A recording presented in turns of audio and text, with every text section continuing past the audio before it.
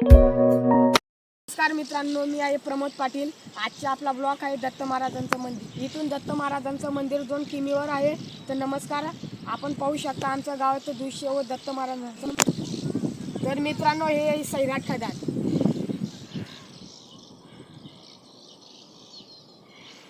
तर नमस्कार, सैराट खदान पैशी पहिले इथे सैराट पित्त झाला होता म्हणून इथे सैराट खदान नाव।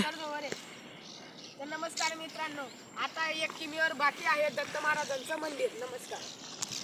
तर नमस्कार मित्रांनो, माझ्यासोबत आहे निलेश पाटील कॅमेरामन। तर आपण आता चढत आहोत कुरंगी घाट।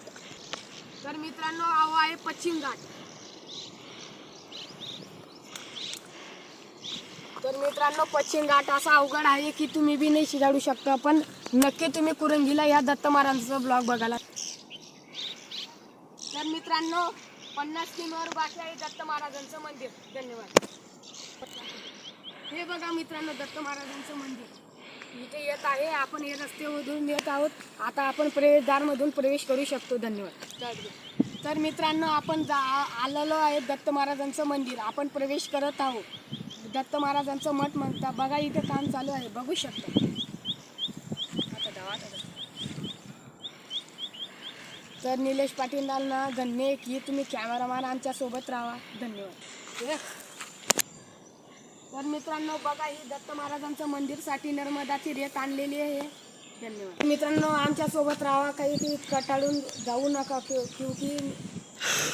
तर मित्रांनो, आपण आता आलेलो आहे दत्त महाराजांचं मंदिर। काम चालू आहे आणि नक्की बघा पुरा व्हिडिओ। बघल्याशिवाय जाऊ नये कृपया।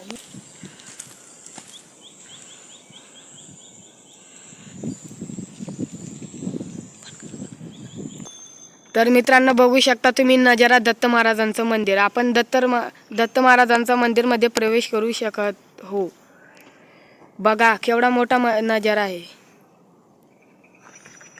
तर मित्रांनो, आपण जात आहोत आता मोठ्या दरवाजाकडे दत्त महाराजांचा।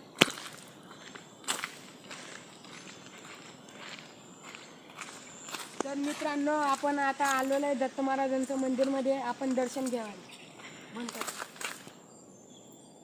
1 2 3 तुम्ही वाजलेला आहे आता घंटा। तर बघू शकता तुम्ही आता दत्त महाराजांचं मूर्ती 1.25 क्विंटलाची मूर्ती आहे। 1.25 भारचं त्याच्यामध्ये। तर मित्रांनो, दत्त महाराजांची मूर्ती बघू शकता 1.25 क्विंटलची। त्याच्यामध्ये सोनं, चांदी व धातू, इतर प्रकारचे धातू आहे। बघू शकता 6 क्विंटलची मूर्ती।